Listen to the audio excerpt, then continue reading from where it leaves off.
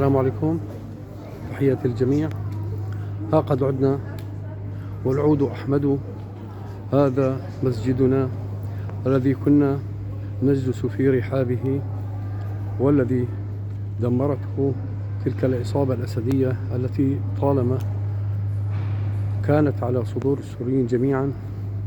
الآن أعيد ترميمه بشكل يتناسب، وصاحبه ومن سمي به إنه الصحابي الجليل خالد بن الوليد.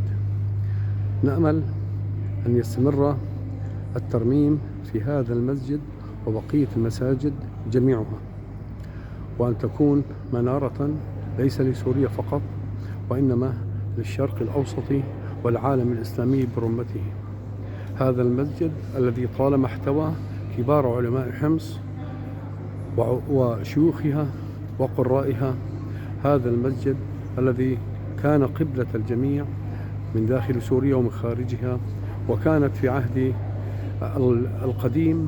القديم كان الحجاج الأتراك يجلسون في حدائقه في الخارج شهورا عدة، يتبركون به ويتابعون مسيرتهم إلى حج بيت الله الحرام.